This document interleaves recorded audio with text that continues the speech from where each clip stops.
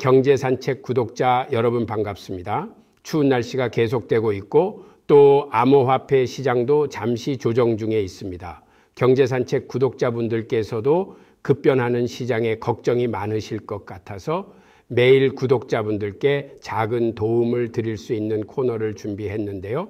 코너 이름은 홍익희의 암호화폐 데일리 경제사입니다. 제 책인 유대인 경제사를 인용해 보았습니다. 우리가 암호화폐를 투자할 때에 가장 중요한 것은 세계 경제의 흐름을 함께 파악하는 것인데요. 그럼 한번 시작해 보겠습니다. 먼저 1월 14일 거시경제 흐름부터 말씀드리겠습니다.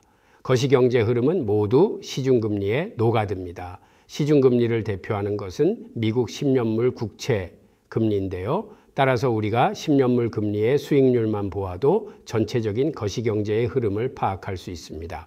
결국 금리가 올랐다는 것은 거시경제 흐름이 악화되었다는 뜻입니다. 10년물 금리가 4.7 밑에서 4.78로 8bp 이상 급등한 것은 1월 10일 발표된 비농업 고용지수가 예측치보다 잘 나왔기 때문인데요. 예측치는 고용이 16만 4천 명 정도 늘어날 것으로 보았는데 실제는 25만 6천 명이 늘어났습니다. 그런데 고용이 늘어난 것은 거시경제의 호재인데 왜 10년물 금리가 올랐을까요? 이유는 거시경제 지표가 좋게 발표되면 올해 연준의 기준금리 인하 확률이 감소하기 때문입니다.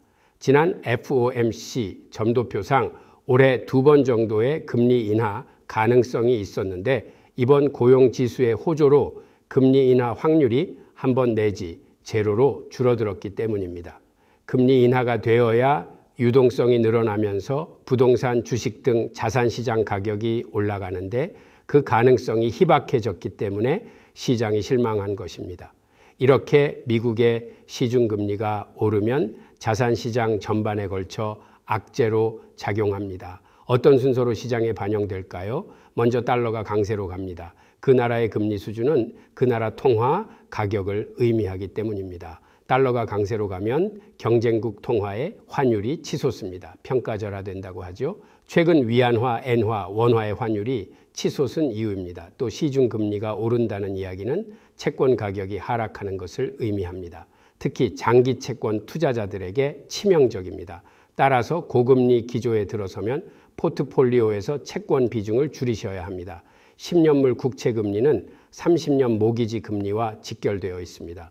미국의 30년 모기지 금리는 6.99%까지 상승했습니다.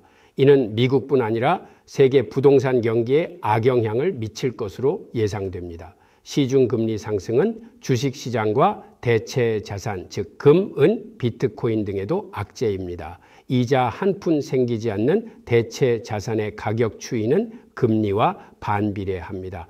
다음으로는 지금 보시는 이미지는 알트코인 시즌 인덱스표인데요. 현재 알트코인 시즌에서 비트코인 시즌으로 회귀 중이라고 보시면 되겠습니다. 암호화폐를 투자하실 때에 유념하셔야 할 것은 비트코인과 알트코인의 시즌이 각각 다르다는 것입니다. 시즌에 따라 투자 전략을 다르게 세우셔야 하는데요. 경제 산책에서 지금이 어떤 자산에 투자할 시즌인지 지속해서 말씀드리도록 하겠습니다. 다음으로는 이번 주 발표될 주요 경제 지표를 간단히 설명드리겠습니다. 화요일 저녁에는 PPI 발표가 있습니다. 수요일 저녁에는 미국 12월 CPI 소비자 물가지수 발표가 있고요. 이번 주 16일 목요일은 주간 신규 실업수당 청구 건수와 12월 소매 판매 발표가 있습니다. 유의미한 발표 결과가 있을 경우에 구독자분들께 공유드리도록 하겠습니다. 다음 장표는 정책의 변화입니다. 올해부터 법인 가상자산 투자가 가능하게 됩니다. 비영리법인부터 단계적 허용을 한다고 하는데요. 기사 내용을 간단히 공유드립니다.